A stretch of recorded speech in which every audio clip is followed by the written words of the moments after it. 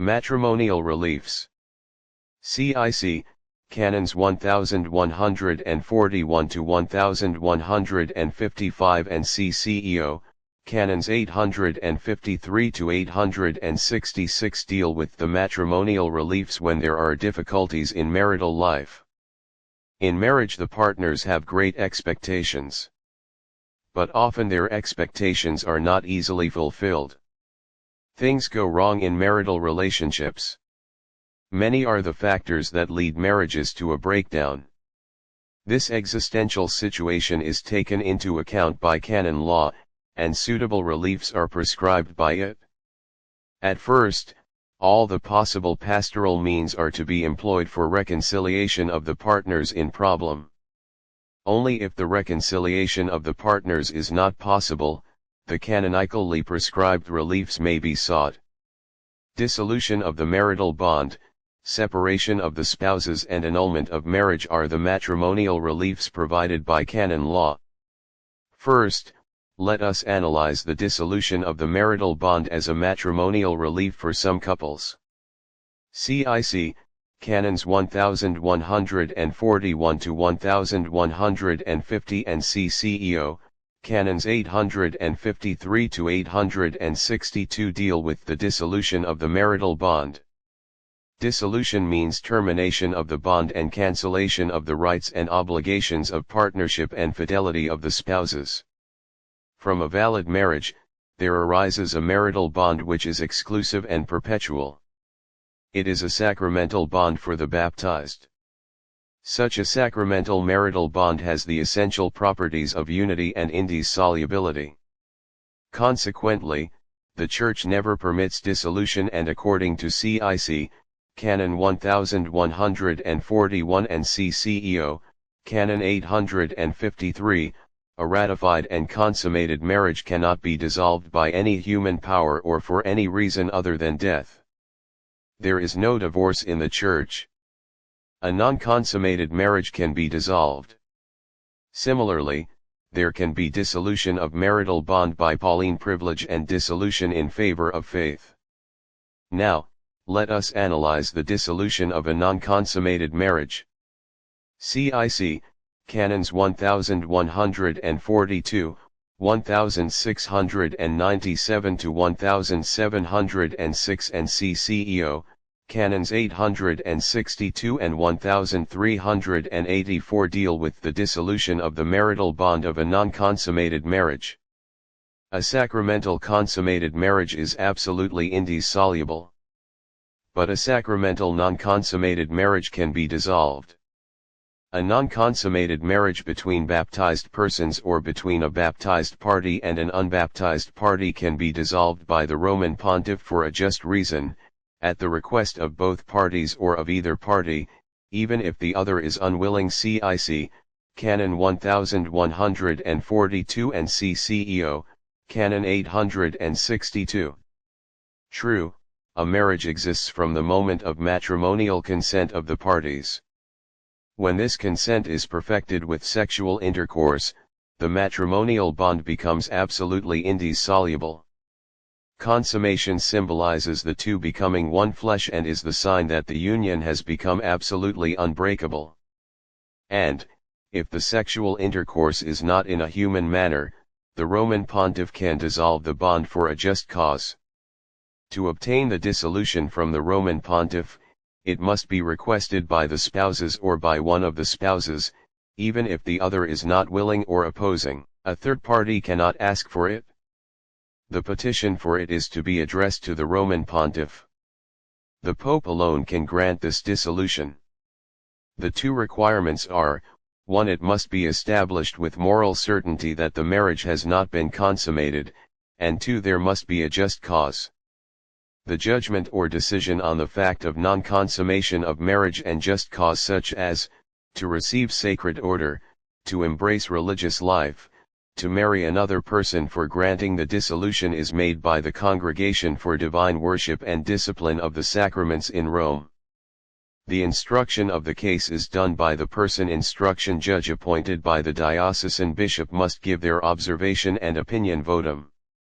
Finally, The acts of the instruction are to be forwarded to the congregation. In due time the pontifical decree of dissolution from Rome is transmitted to the diocesan bishop. The bishop then notifies the party concerned about it and asks the parish priest of the place where the marriage was celebrated and the parish priest of the place of baptism to record the fact of dissolution in the registers of marriage and baptism. Now let me speak about the dissolution of marital bond by Pauline privilege.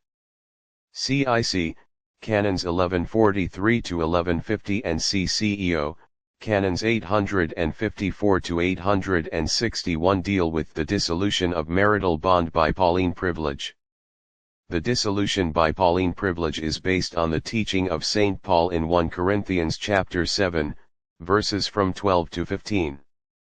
St. Paul stated that in case of marriage contracted between two non-baptized persons, one of whom, after the marriage, had been converted to Christianity, the non-Christian spouse did not want to stay with the Christian spouse in peace, then the Christian partner is free to leave separately or free to marry. Based on this teaching of St. Paul, Code of Canon Law prescribes the following: 1. The marriage to be dissolved must be one contracted between two unbaptized persons, one of whom seeks baptism and the other person does not. 2. The unbaptized spouse departs from the baptized spouse's company. 3. Then unbaptized spouse should be interpellated to ensure that he or she does not want to be baptized nor cohabit with the baptized spouse in peace and without offense to God, 4. In the case of polygamous and polyandrous marriage, the baptized spouse is free to choose a new spouse among the several partners. 5.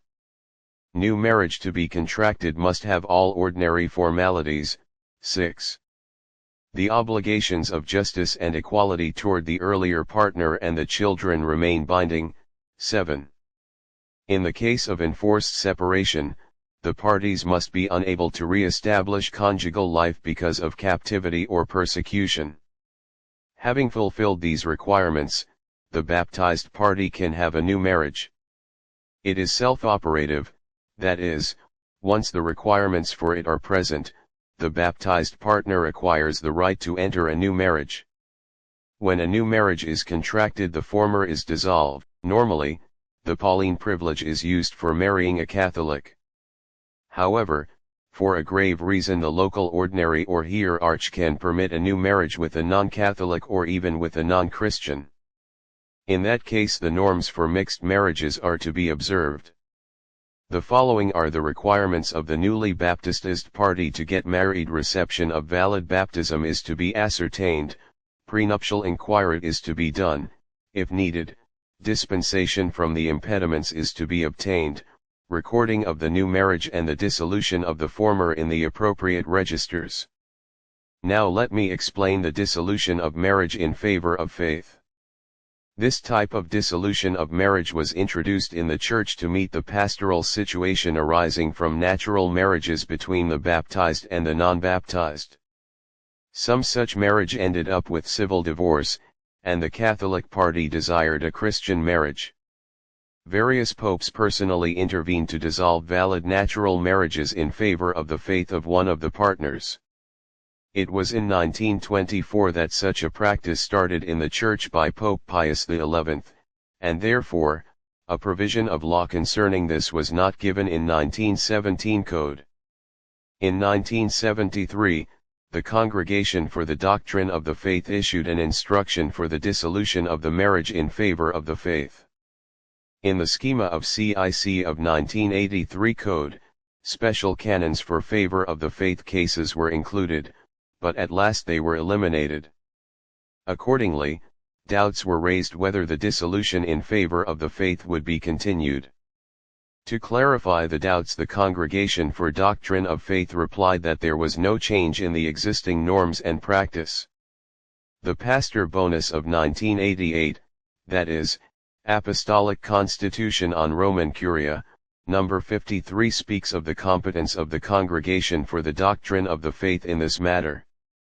Accordingly, in contrast to the CIC, which omits any reference to favor of the faith cases, the Oriental Code, CCEO, Canon 1384 states that the norms of the Apostolic See are to be observed exactly for obtaining the dissolution of a marriage in favor of the faith. The petition for the dissolution is to be addressed to the Holy Father. It is the Pope's prerogative and is not delegated. Each case is de facto presented to the Pope. Favor of the faith cases are examined by the Congregation for the Doctrine of the Faith prior to their presentation to the Holy Father. Individual cases should be instructed at the diocesan level by a diocesan judge delegated by the diocesan bishop. The second matrimonial relief for the couples in trouble is the separation of the spouses.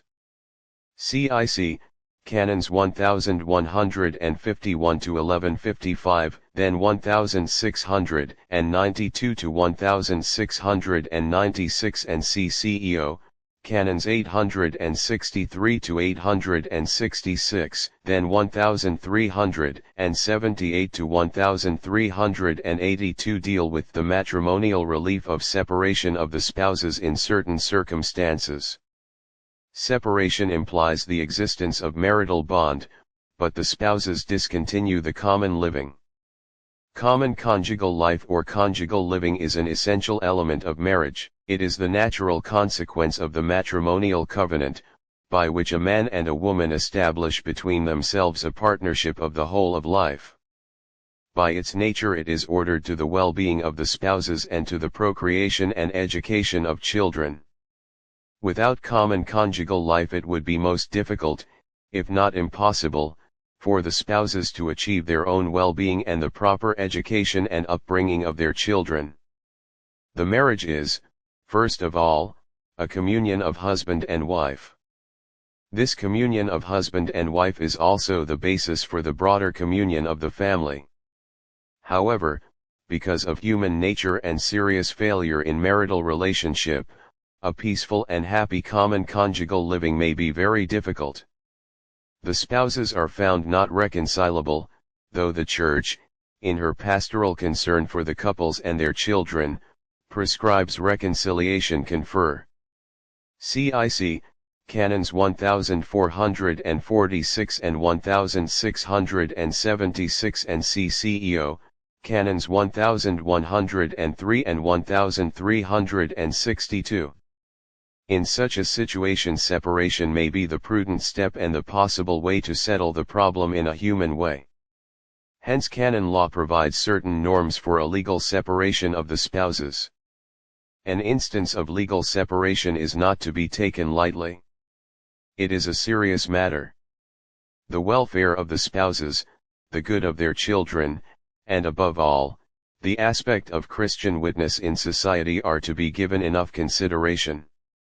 As far as possible, viable reconciliation must be worked out through the help of different persons and pastoral means. Parish priest has an important role to play in this regard. In fact, canon law stresses that pastoral care must be given to married couples. CIC, Canon 1063, paragraph 4 and CCEO, Canon 783, paragraph 3. A parish priest who gives importance to such a pastoral care will surely know about the marital situation of problematic couples. He will render timely help to them, and if he could not succeed in solving the case, he will better forward the case to the diocesan curia and present a proper evaluation of the case. Let me explain also the reasons and procedure for seeking separation. There should be just cause for separation. Adultery is pointed out as an important just cause for getting legal separation.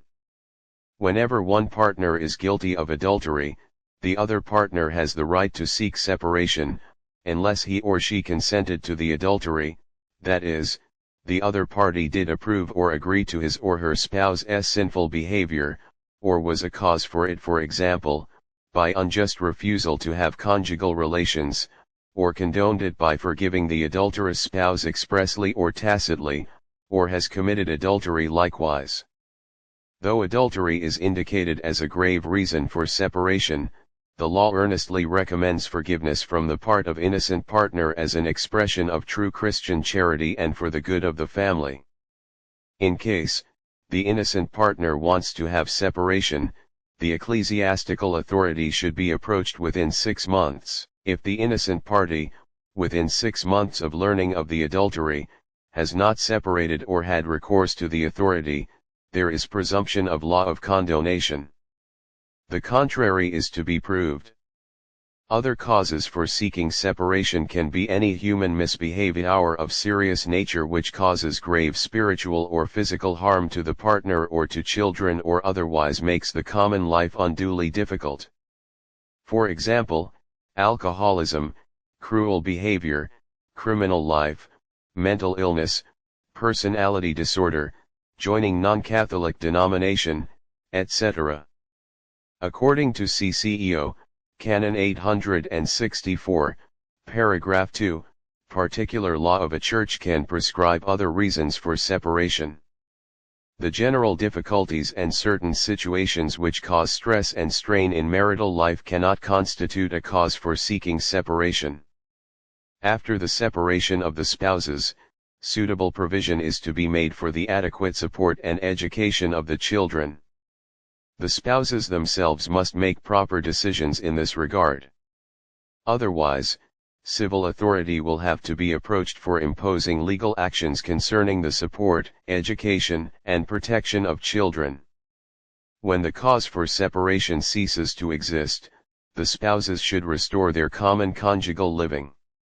The innocent partner also can, renouncing the right of separation, very well readmit the other partner to conjugal cohabitation and common life. The third matrimonial relief for the couples in difficulties is the annulment of marriages. CIC, Canons 1671 to 1688 and CCEO, Canons 1357 to 1374 deal with the annulment of marriages. Annulment is the declaration of nullity of a marriage.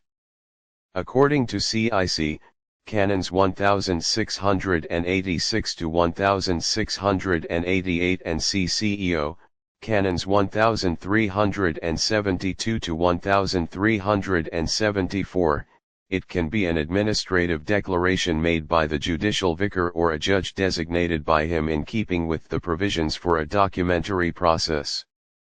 In general, according to CIC, Canons 1671 to 1685 and CCEO, Canons 1357 to 1371, annulment is the judicial declaration of nullity of a marriage given by a competent ecclesiastical tribunal.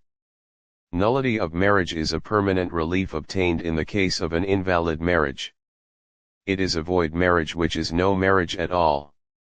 However, it is called marriage on account of the fact that two persons having no capacity to marry have, in fact, undergone the requisite rites and ceremonies of marriage. Obviously, there does not exist a marriage bond between the partners. Hence a declaration of nullity would free them from marital rights and obligations, and the parties would be free to enter a new marriage if he or she has no impediment.